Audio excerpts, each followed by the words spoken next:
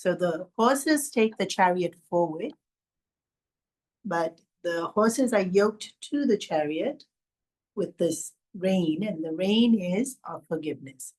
So our ability to control the horses that pull us forward is largely determined by our ability to forgive. And so we can get very stuck in emotions like anger, hurt, and then stuck in those emotions.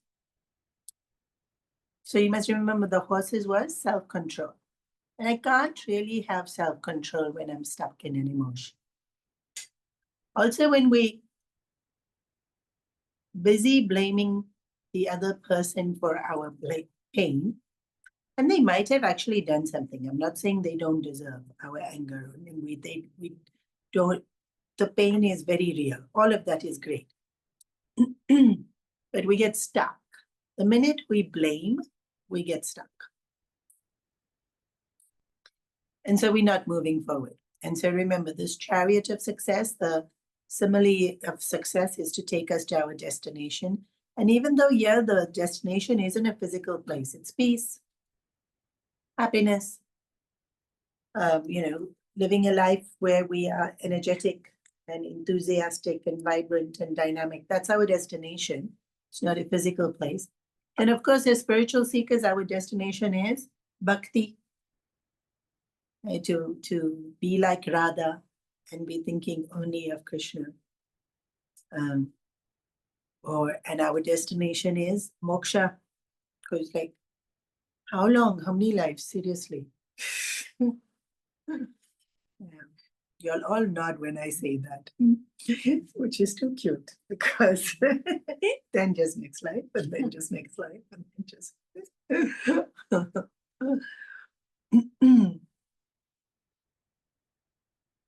So, forgiveness. We saw forgiveness last week, and we saw there were these beautiful layers to forgiveness. It's not a one-time thing. Actually, everything is maintenance, right? Even if we think of self-control and truthfulness, it's not a one-time thing. To just continuously have control, to continuously be truthful. Like, like this we can see. And so we'll see that Samatva, that equipoise is there. And that's why satsang also is so important. So you're staying in the right company to keep you doing all the right things. Otherwise, sometimes your temptation already, the mind is so like, why it's so much self-control and discipline? Nobody else is being so selfless. Nobody else is looking after the planet. Nobody else cares about the future. I should just do it. And their mind can get into this mood so quickly, right? And then you're with somebody else and they say, yeah, done. You just do it. You just needed that much encouragement. So, whereas if you're in the company and everyone's like, no, we have to keep trying. And you're like, why? But you don't give in. Right? That nudge doesn't come. You might still give in, but at least the company wasn't the thing that pushed you over. At least it was your own mind only that pushed you over. So forgiveness. I was trying to find a story on forgiveness because, I'm trying to tell your stories and be a good speaker. So this, I was reading this Ajahn Brahm, who's an Australian monk who went to Thailand and lived in the monastery there. And he was talking about how these two younger monks, because by then he was a senior monk, one was from Australia and one was from the US Navy, and they were having this very, very heartfelt disagreement. And the words turned very colorful. And he said, and because they were speaking in English and the Thai monks didn't understand how much they were swearing, nobody told them to stop. Because he obviously understood. And he was just thinking, should I intervene? Shouldn't I intervene? Should I intervene? And then suddenly, the Australian, please note it was the Australian, bowed down and said, I apologize.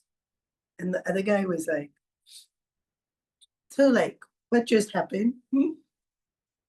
And then forgiveness suddenly becomes so easy.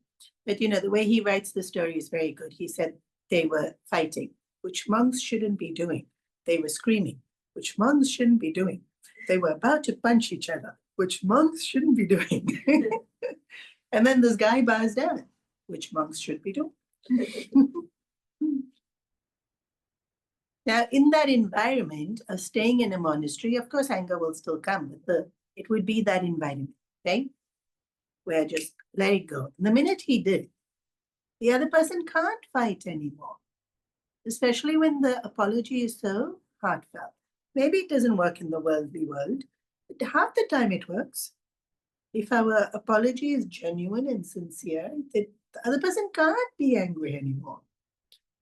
I remember once I had a disagreement with someone and I apologized and I apologized and I apologized and they were still angry. And I said, now what can I do? You tell me what more you want me to do.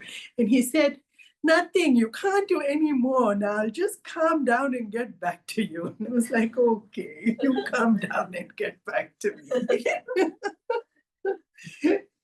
And then it was fine, right? When he did calm down and get back to me, it was absolutely fine.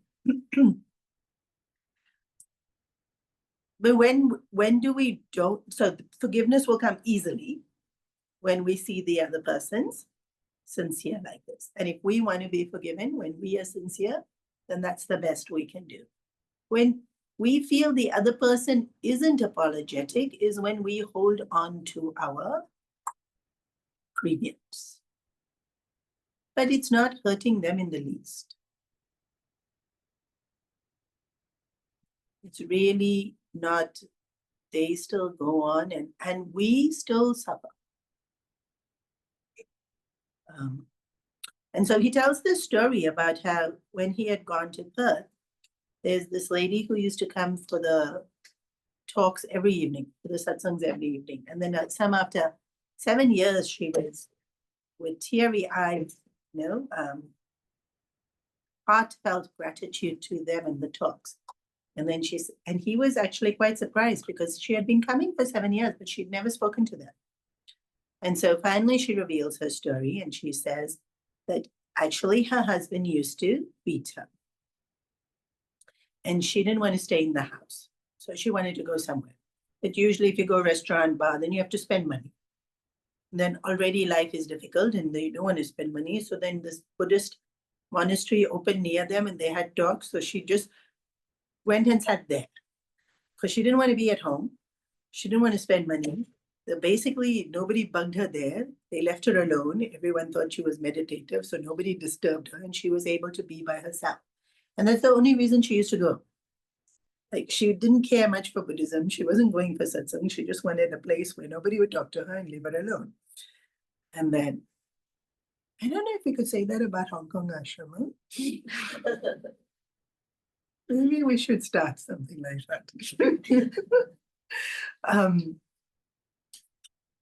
But she's in satsang. Actually, this is a beautiful story for the benefits of satsang. So as she's there, even if you're in your own mind so much, every now and then you'll hear something that the speaker is saying. And so the speakers were, of course, Buddhism is so much about kindness and compassion and healing and forgiving and letting go. All the same beautiful principles that we see universally that are honored and respected. And so she said one day she decided she was going to forgive him. Who? The husband that beat her. And so after he'd hit her, she would say, I forgive you. Which, wow, huh? And then nobody's completely bad. So every time he did something nice, she would hug him and she would pepper kisses all over his face. And she said the first time she did it, he was so shocked. But that didn't mean he'd change overnight. So the next day or next time, next week, next month, he'd still hit and she'd say, I forgive you. And she said, I'm telling you the story now because it's taken 7 years. But he hasn't hit me. in 3. And he now will do anything I ask.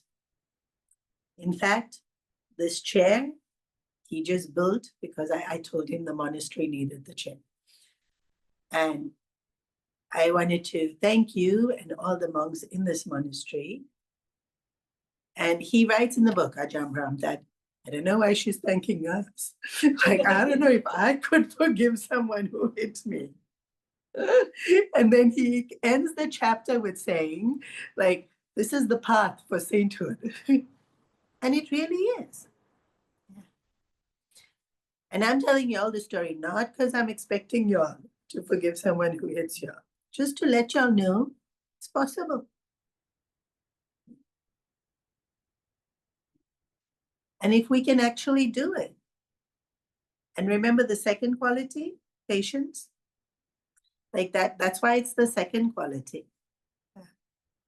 Because you forgive once and he still hits again, you're going to think how much to put up with this. And that's we come, that immediate, that dialogue comes, how much to put up. I'm not saying put up with it. I'm not saying. But if you do, she changed her life. But more importantly, she changed his life. And then they had kids. And it was a beautiful environment now for the kids to be in, because that relationship was now so loving. And you know, when someone transforms after being loved, and then that level of gratitude and that strength of that relationship, because they have conquered weakness, Shama. The quality of forgiveness, like so much else, is a mindset. And you think, no, right? And it's because pain is something we so inbuilt to reject. Because our nature is ananda. And pain is immediate indication to us that something's wrong, that I'm in danger. And so we so inbuilt to reject pain. And so it's so easy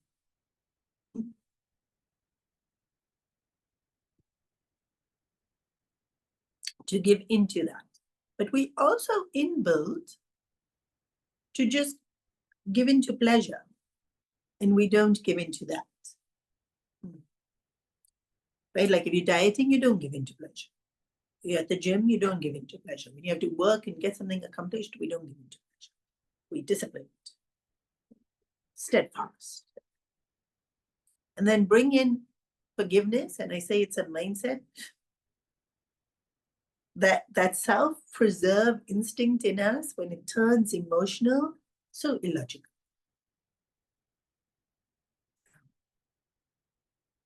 It's definitely a difficult one to do, and to even remind ourselves it's possible. Okay, possible for her, not for me. No, if it's possible, means it's possible for anyone. And then, of course, it's our choice. Yeah? Of course, it's our choice. So Shama, this beautiful quality of forgiveness. And we spoke about forgiving other people, but also for asking for forgiveness. You know, I already mentioned it last week. It's ingrained in our culture that we ask for forgiveness. Right? And I had mentioned last week about when we leave somebody's home, we say, but even in our puja vidhi, we end every prayer with Karacharana kritam va kaya jamba karma jamba, which is saying, please forgive me. Or with kayena vacha manasendhi. Karachara kritam va is a Shiva mantra, kayena vacha is a Vishnu mantra. So, but they both asking for forgiveness. And in fact, when we wake up in the morning, then we say, Karagre vasate Lakshmi, Karamule Saraswati. And then we greet divinity within our own body. And then We ask forgiveness from the earth before stepping on it. That's the mantra usually we do when we wake up in the morning. So ingrained. If this really becomes a part of us, where we remember to ask for forgiveness, and the wording is so nice. What I did knowingly and what I did unknowingly. Unknowingly, sometimes maybe, you pick up the phone and talk when actually we should be giving full attention to the person in front of. Could be something like that, not something horrendous. Not like we're going to go deliberately step on somebody's toes or something. But something, small things we keep doing. So knowingly, unknowingly. And when we do this, right, when we keep in mind to ask for forgiveness, then when somebody else does something, then it's so ingrained in us that when we ask, we expect it or would like it. Even if we don't expect it, we would like it. So now they asked.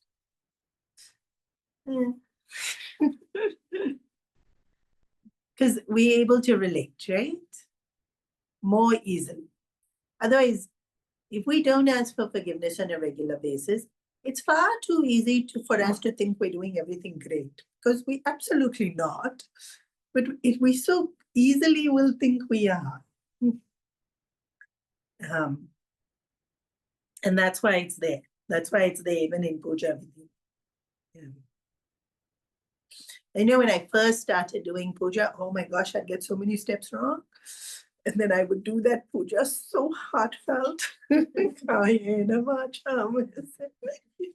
Then now, like, I'm more familiar with the steps and I don't do it. But I'll see people who do the puja and they do it so beautifully.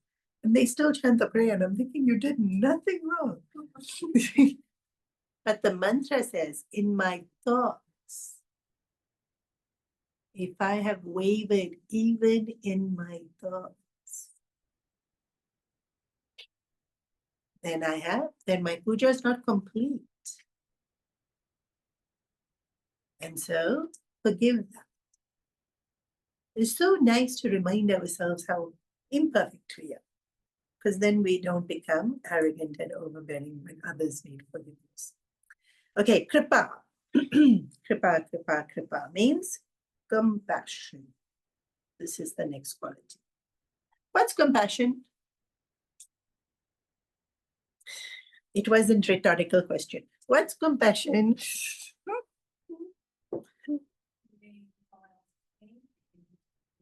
Being able to feel someone else's pain. That's first half of compassion. Very good. Understanding somebody else's pain. Understanding why they're doing their foolishness. Because we also foolish. So understand their foolishness. This is not their pain, their foolishness. Because pain you don't need to understand. You just need to feel bad for them. But understanding them means they're being foolish. So I have compassion. You too are foolish. That's what you're saying? I'm not saying, she's saying. This is not Vibhishana Gita. This is getting to understand compassion.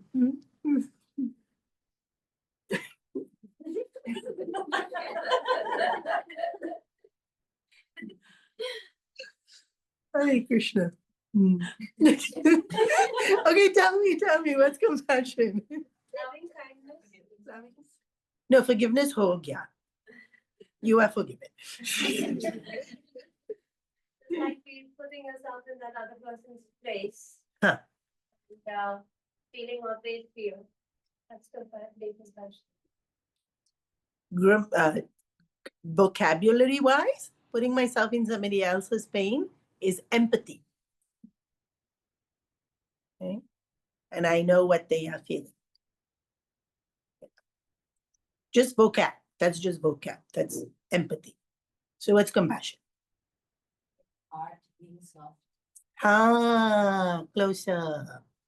Heart is soft. Your heart becomes soft.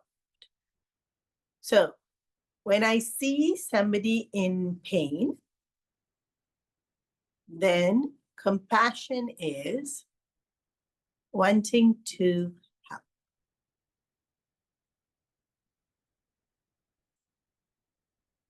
So it's not just I see the pain. And in fact, empathy is I know what that pain feels like is very different because now I'm thinking about me.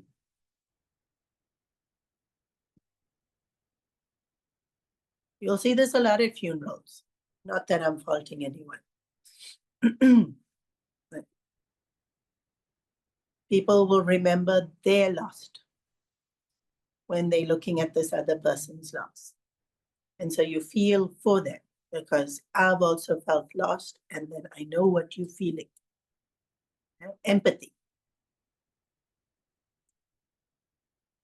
But I'm still thinking about my loss and my pain. And that I have suffered. Not compassion. Even though I feel for them, I'm still thinking about myself. Compassion now is they suffering. How can I help?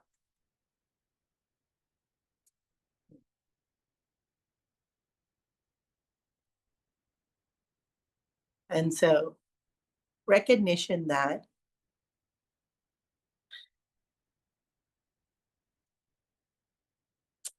it's tricky. Sometimes we see people suffer and we might even feel good. They deserve it. They did this, they did that. They spoke like that. This is a perfect example of zero compassion. I'll give you a very basic example. Like somebody eats all the wrong things and then they get really sick and you're thinking, yeah, I told you, you didn't listen to me. Now suffer. You haven't heard people say this? You might have even been the person who said it.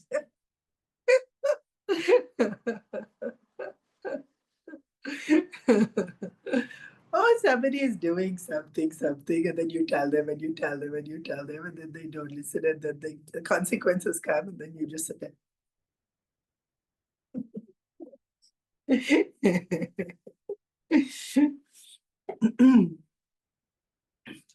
Pain is pain. What does that mean? Means it hurts.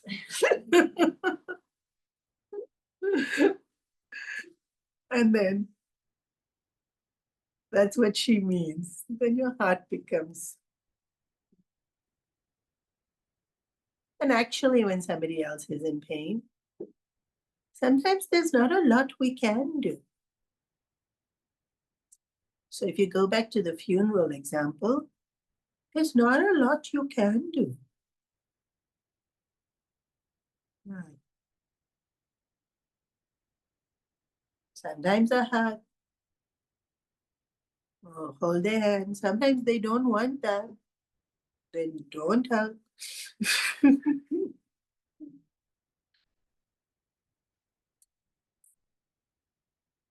Sometimes they won't want to eat. Then we'll be, but you have to eat something. Leave them. But we'll get stuck in our head. I have to look after them. I have to support them. They should eat something. See how interesting, how quickly it can become about me. But I'm looking after them. I want to be there for them. But now it's about me.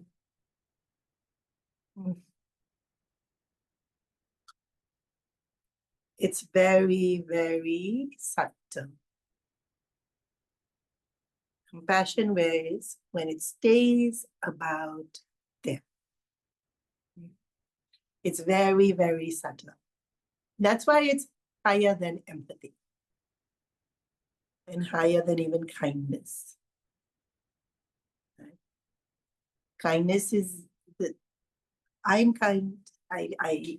But it's not that complete about their pain, giving them space to heal or to even be able to take it away.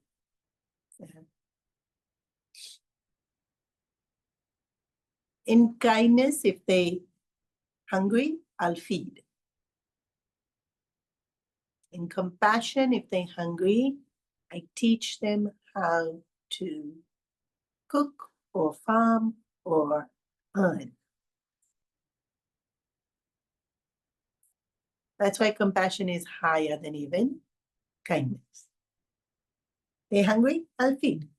We all can, mostly, sometimes. But compassion is, they shouldn't suffer again. Like, we have to get rid of this suffering. One meal is not going to get rid of this suffering.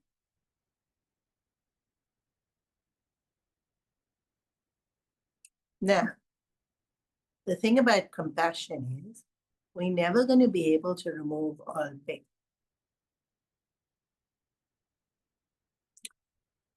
And so we do what we can to alleviate as much pain as possible. And then compassion is being able to hold, I think this is psychology terminology, but basically you hold the space to let them feel pain. What does that mean? You make it safe.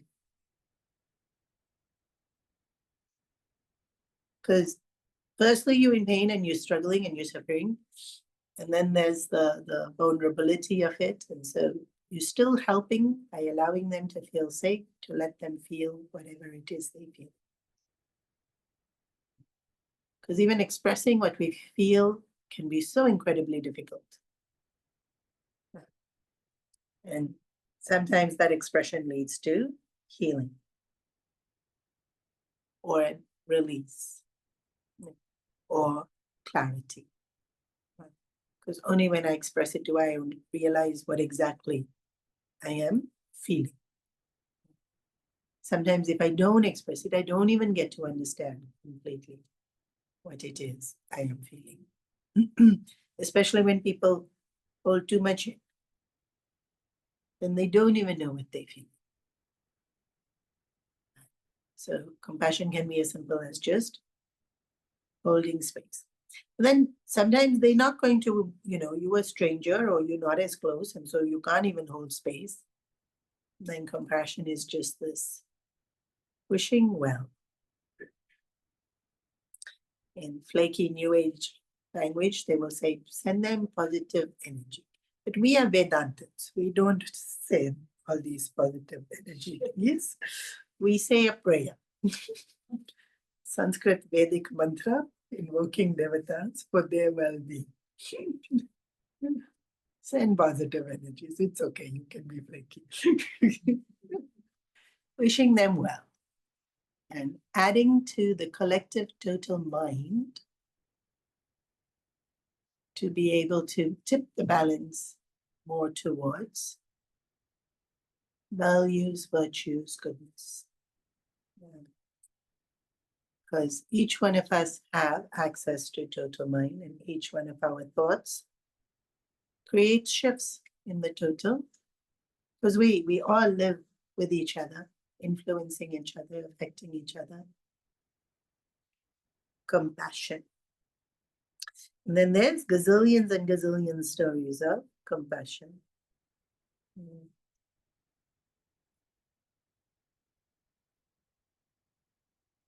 There's this, I'm on a lot of teaching blogs. And so they, usually if the kid turns up after school very dirty, the pen gets annoying. Interesting, no? That is. We came home dirty all the time from playing in the yard, but now they have to, you went to school clean, come back clean. So the teacher played the video of what they did that day before the mother scolded the kid for being dirty. There was an elderly man rowing a wheelbarrow with pot plants, gardener, and it got stuck in the mud because it had rained, and the wheelbarrow toppled and all the plants toppled. And then this one little cute kid went and said, "Uncle, can I help you?" And she stepped all over the mud and picked up the pot plant that was full of mud and held it so close to her. So now she's full of mud.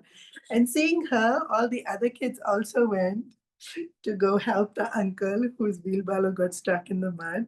And then all these mothers are watching their kids help Uncle G's get the pot plants out of the mud.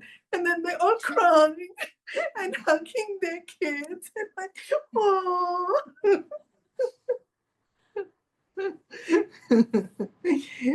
Come so easily when they're innocent like that, you know? We overthink things now. If we just keep love in our heart, compassion will flow as easily as it does with the kids. We think too much. We definitely think too much. Shama, Kripa, Samatva. Samatva.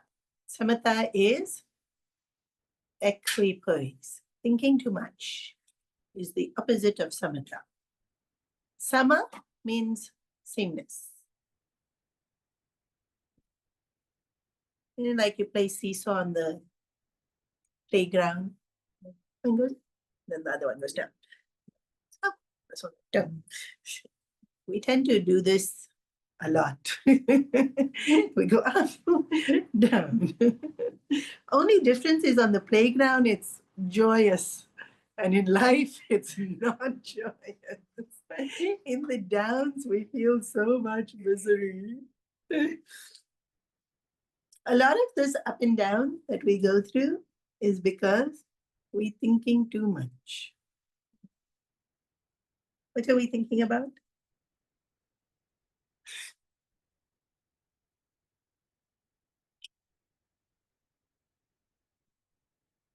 Usually ourselves.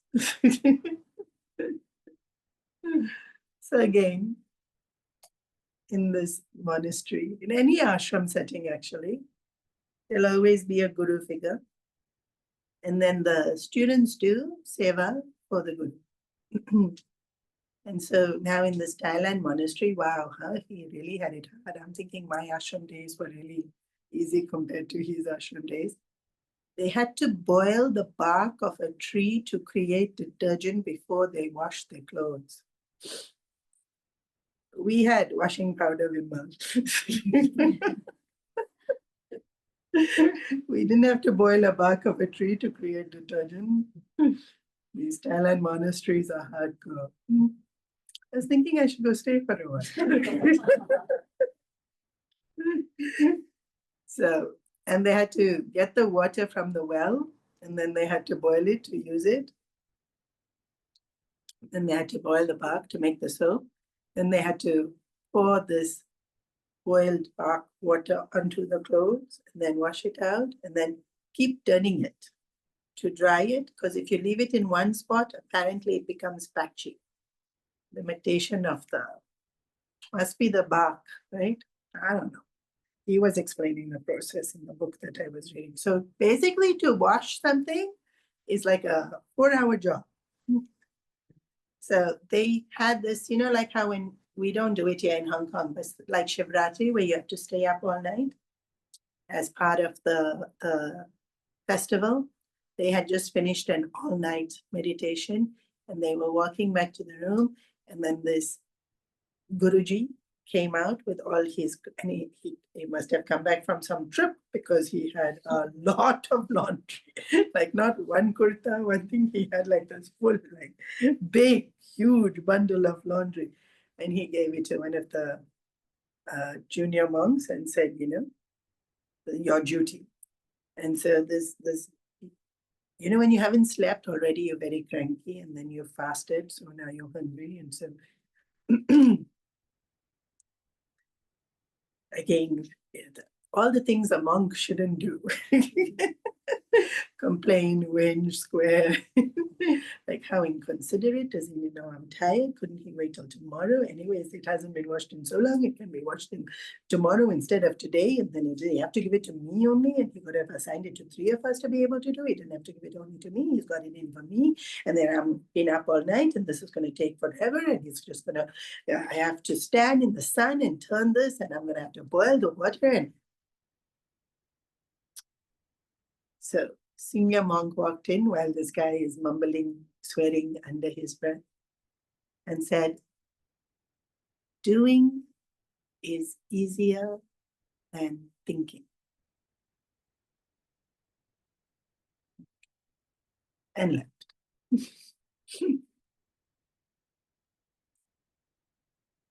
So profound, no? Doing is easier than thinking.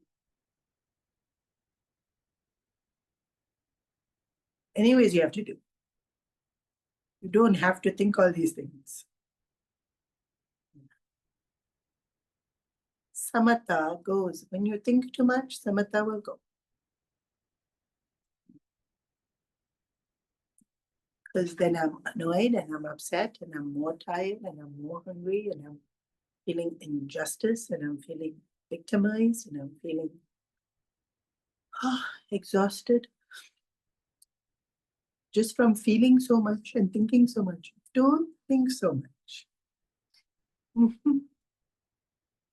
Just do what you have to do.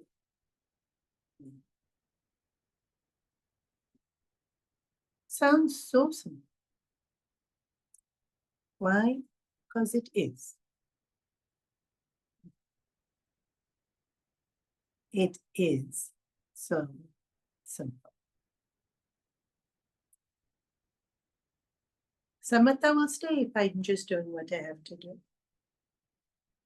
The ups and downs are because I like, I don't like, I feel good about it, I feel bad about it. I feel liked, I feel disliked. I feel insulted, I feel praised, I feel so many things. But if I'm just doing what I had to do.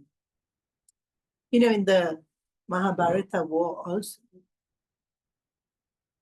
Arjuna really was in such an incredibly difficult situation of having to fight with Bhishma, Pitama, and Drona.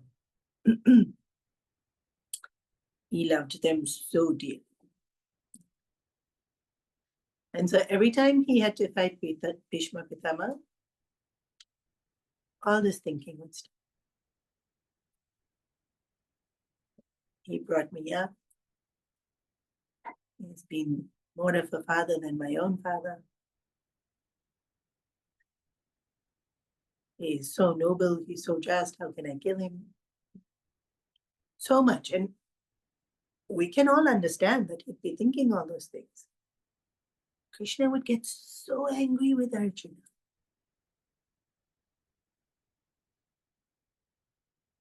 Krishna would say, you decided you were going to fight. Because at the end of the Bhagavad Gita, Krishna said, now decide what you do. If you're leaving, leave. If you're fighting, fight.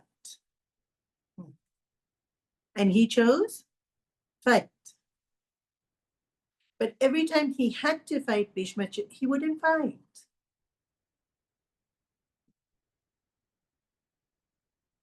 And you know, everyone, we all know how much Krishna loved Arjuna and favored him and befriended him and so much affection given to. But he gave proper galis, huh? Like, you're not doing what you're supposed to be doing. And because Arjuna didn't, thousands of soldiers died.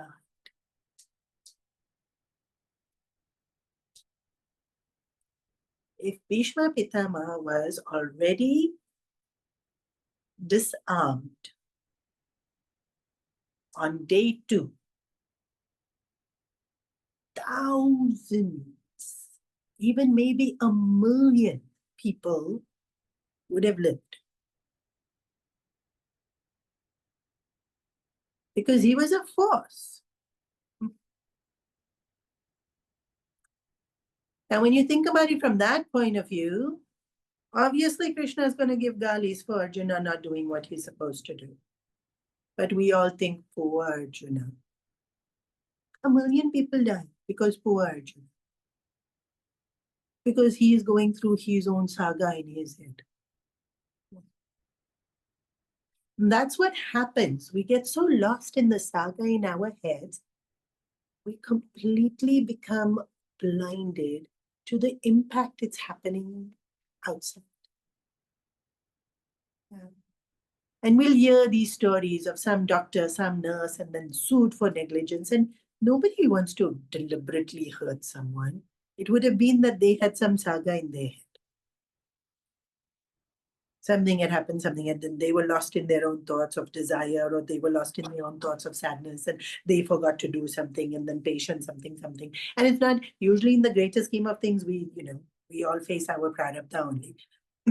Not that we should be careless. But then that person gets so, then they have one story in their head, that nurse did this, and now my whole life is ruined. And they have one whole saga in their head, and then it causes ripple effect on the next person. If you think one teacher having a bad day and then says something in the class, and then all the children, and that ripple effect, right?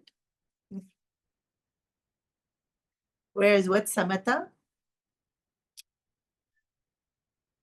We just doing is easier than thinking. Sometimes if you have to carry something and you're thinking it's so heavy, it becomes heavier.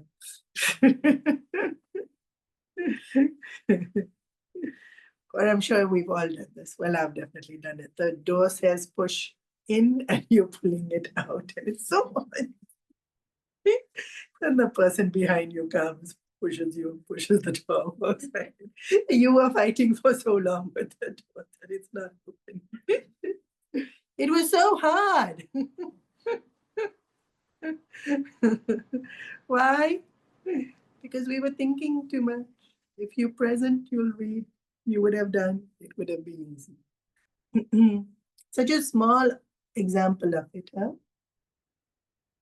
Why we didn't see which way we should push the door? Because we were so busy in our own head. Samatva says, keep your mind balanced. Basically saying, don't let the thoughts drag you away. Because really our thoughts can just keep going and keep going and keep going and keep going. When any one of us start talking, hard to make us stop. We have so much to say about the other person, or about an incident, or about our life's journey.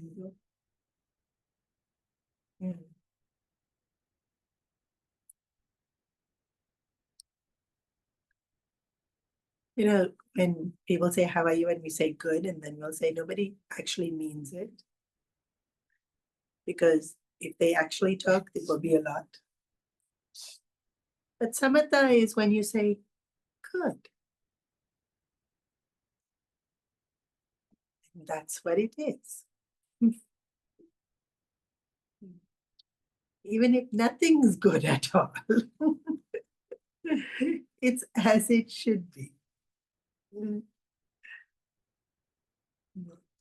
So, in samatha, people think that there's no movement at all. That samatha means that sameness of mind. It means we think such a person doesn't feel any feelings, but they feel plenty. It's just that they don't get lost in the feeling, and they don't get lost in the thought of whatever it is. So here I'll give one or two incidences of our Puja Gurudev only. So, of course, starting the mission, Gurudev came down from the Himalayas. He didn't know anyone.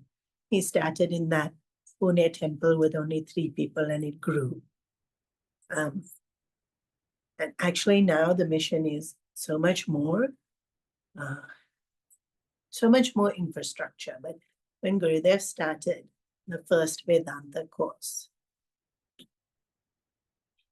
there wasn't enough money to feed the students lunch. He used to have to earn every single day to feed the students lunch. And there was no breakfast and there was no dinner because he could only afford to feed them lunch. And so at that point in time, there was this one particular devotee who had become very, very helpful, supportive, and had gone through a lot of the different trials and tribulations that Gurudev went through. And you know, when you join the ashram, when you're living this life, we hear a lot of news on a very regular basis. So death is something we hear about every single day or every other day because you know so many people. Our family is so big. And not that you don't feel anything, but you come to see that it's so much a part of life. There was this one person who had journeyed so much with Gurudev. When he died, a tear rolled down Gurudev's cheek. And everybody was like, oh, emotions. It's not this horrendous weeping and now function for 3 days. There's also been a few incidences where people have left the mission in a very unpleasant way. Human nature, ashram is made up of humans, and so their nature can be a little bit quirky, sometimes mean, sometimes short-sighted, sometimes careless. Everything you see in the world, you'll see in the ashram also because same people come. Same people come to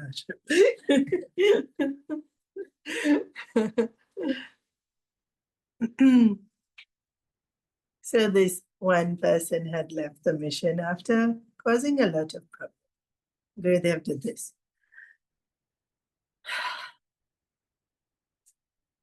Okay. So it's not like there's zero emotion. Samatva doesn't mean you don't feel emotion. It means you can still do what you need to do, even though the emotion is there. And then Gurudev realized that, you know, when people left the mission, then others would get very angry on Gurudev's behalf. Like we do, right? Like if somebody insults our family members, then we hate that person. And actually the person they insulted would be like, it's okay, never mind. And so then afterwards, when anyone had left the mission, Gurudev used to say, good, the more the merrier. Meaning the more people doing satsangs, the more organizations there are, the more. And you know, honestly, today, anyone teaching Vedanta, pretty much you can trace back their roots to Kailash Ashram, or which will be like only the ones teaching in Sanskrit in the Himalayas, because Kailash Ashram only teaches in Sanskrit, or Chinmaya Mission. But there's like today so many organizations. And the more the merrier became his way up, showing others, why are you holding on to it? Yeah. Like, let them go. If they want to go, let them go. Let them do what they want to do. What we have to do, we should stay focused on and not think so much. Really, we think so much. Deepak Chopra says we think 80 million thoughts a day. And I say this every time. I don't know how he counted. Like, did his counting count as one of the thoughts he thought? Like, how are you going to count how many thoughts you have a day? How? I'm sure he just took one random figure. But this much is true. He would say, out of the 80,000 thoughts you think a day, 60 of them you thought yesterday. Already thought it yesterday. Why you need to again today? What to eat? Very important question. What to eat? Okay, you can ask and think today, but it will usually be, I don't like this one. This one is so this. I really like this one. All those are unnecessary thoughts. No need to think that. And that's why in Bhakti Shastra they say, no need to think so much. Just think about Bhagwan. Just do japa. All the other thoughts, all they do is destroy Samatva.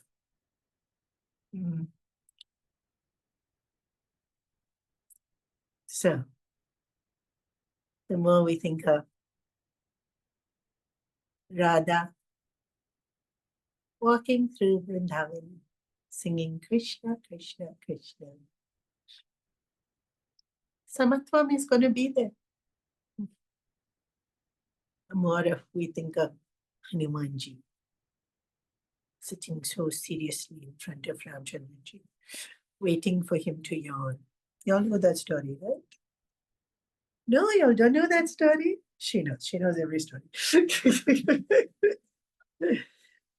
They say when Hanumanji went back to Ayodhya after Ramchandraji was coronated as the king, then he would do everything because, he's so super efficient.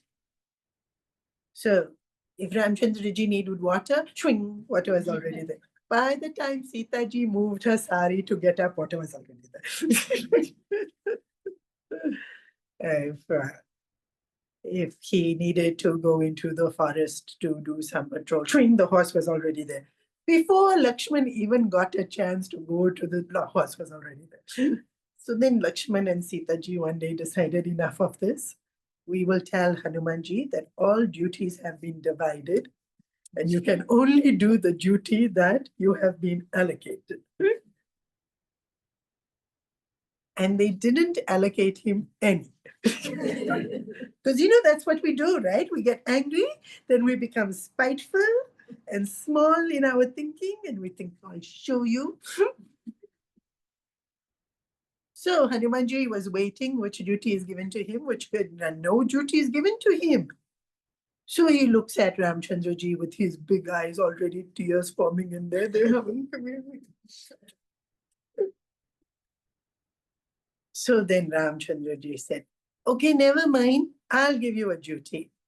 They haven't allocated that when I yawn, somebody has to do. We don't do this anymore. But now we block our mouth like this, which is Western tradition, I think. I don't know.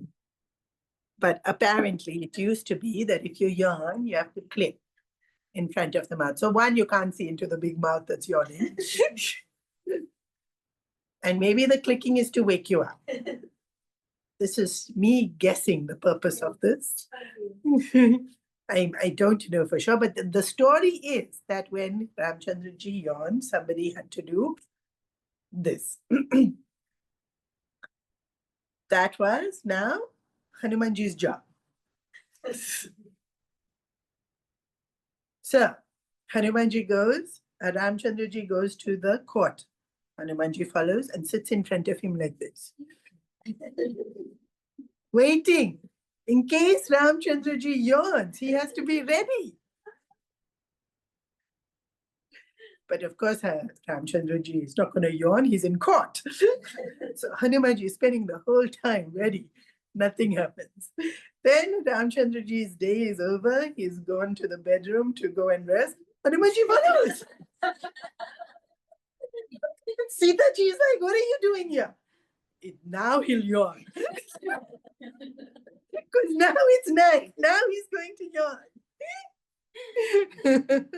And Sita ji said, but I'm here, I'll do it. No, no, no, no. Duties were allocated. You cannot do someone else. So he sat there looking at Ramchandraji's face for when Ramchandraji is going to yawn. You can just sit, close your eyes, think of how his face was looking at Ramchandraji. Then sometimes Ramchandraji used to look at him and think, oh, he's bored, and he'd yawn. Just so Hanumanji could jump up and do this. After 1 week of this, Sita ji, Lakshman said, nothing doing. We don't give any, you do every other duty, you please leave us alone. So Hanumanji went back to doing all the other duties. And then Sita ji would close the door. This is in folklore. This is not in the Ramayana. Somebody must have wanted to show how attentive Hanumanji was when he looked at Ramchandraji. That's all, right? Ramchandraji is this whole world. And if we are attentive, we'll also be able to do whatever is needed to be done in that moment. What all we have. Don't have to think so much. Samatvam. We will think. But let our thoughts be up. That's why it's Puranic stories, so many. And then so many festivals. Ganeshji's festival just finished. So many nice thoughts about Ganeshji. Navratri already now. So many nice thoughts. Actually, only Garba videos are coming. But nice thoughts are there about Devi. Her different aspects, her different stories, her different mantras. We can keep so busy thinking these thoughts rather than he said, she did, I feel. Why? What does it matter why it's done? Usually it's done. Nobody likes it when I say that. What does it matter why? It matters. Okay, it matters. Until we forgive, then it doesn't.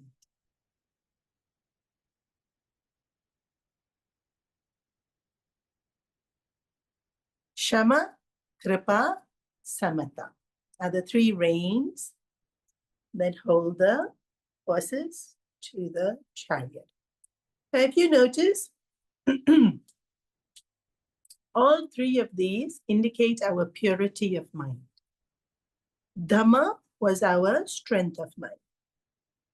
Vivek is the clarity in our thinking. Yeah.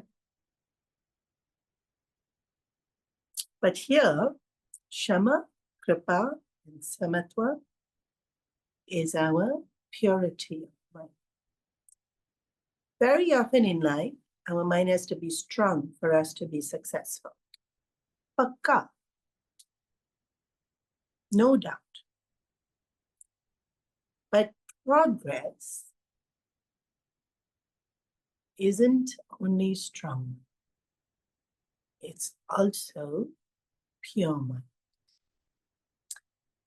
Now, you know, with strong mind, we can reach a plateau. What do I mean? Like if you see these bodybuilding, after that, the veins are popping out and it doesn't look nice, right? Like enough strong, enough. But with purity of mind, there's no enough. You just get sweeter and sweeter and sweeter. And so true progress is in the purity. Because the personality unfolds.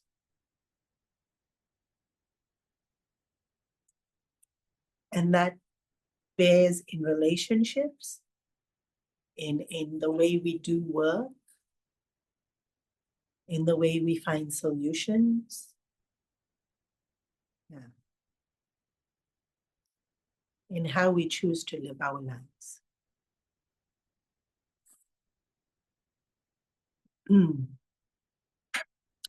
So we'll pause here for today.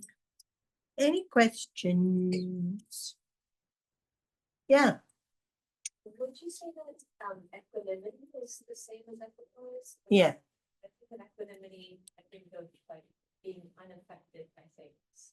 With equipoise, it sounds like you're saying it's okay to be affected, but not too much, or not for too long. Yeah, I mean, words can be used in different ways. Will we be affected? Sure. We get affected, but yeah, we don't stay in it. With equipoise also. Hmm. Yeah, you come back very quickly.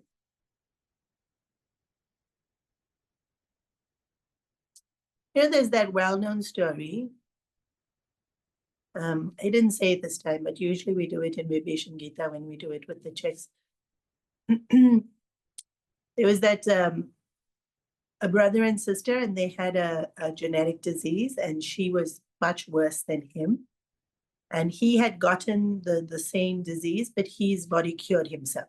And so he had the antibodies in him because his body had cured himself and her body hadn't cured itself.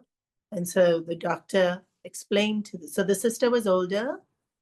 I forget their ages now. It would have been 8 or 9, and the brother was younger, maybe 6 or 7. And the doctor said, your blood will cure her. So we need to give her your blood. And his reaction was, and then, okay, because they're asking him for permission. I mean, it's such a young kid. And I mean, the parents also would be in such a predicament, like you could, how to. So he sat and he laid down and they put the needle and he watched the blood go from him to her. And they talking, brother, sister, happily. And then, of course, when you give blood and he's so small, you're going to feel weak. I mean, even we as adults feel weak when we give blood. He's going to feel weak. So he looks up at the doctor and he says, how long before I die? He didn't understand that he's not giving all his blood. He's giving just a little bit of blood. He thought they're taking his blood. We can laugh, but what was his reaction when they asked him, can we take your blood? Now that makes sense. And then, okay. It wasn't even a long saga, huh? Like, will you feel? Of course you feel. But how brave and beautifully amazing is this kid that he still said, okay. Yeah, you can imagine those parents weeping, right? When the kid says that, and the doctor immediately says, you're not going to die. You're going to live, and your sister's going to live, and you're going to grow up just fine. And then, fortunately, he goes to sleep with that happy thought. But for him, when he feels weak, he doesn't know what's going to come next. And so, equipoise is you're going to feel. Even hearing this story, you would feel. But if I had to do, I still do. Doesn't matter how much I'm feeling. Because mind is separate to intellect. And intellect can still function very well as long as emotion is kept just there.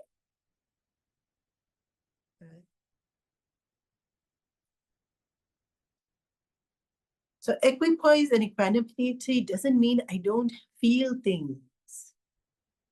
I mean, these great saints and sages feel so much. They probably feel far more than us. They feel for us, even though we're just doing things out of foolishness. Yeah.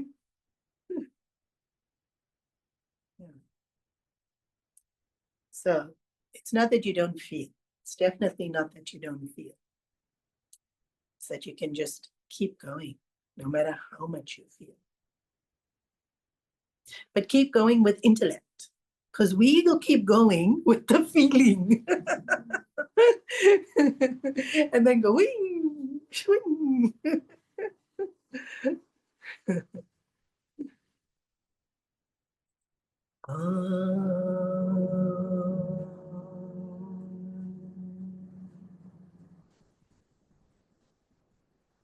Sarve bhavantu sukhinah, sarve santu niramaya, sarve bhadrani pashyantu, ma kaschit dukhabhat bhavet, asato ma satgamaya, tamaso ma jyotirgamaya, mrityunma amritam gamaya.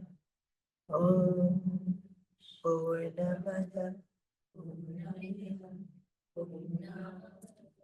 Purnamudachyate Purnasya Purnamadaya Purnameva Vashishyate. Om Shanti Shanti Shanti. Hari Om. Shri Guru Hari Om.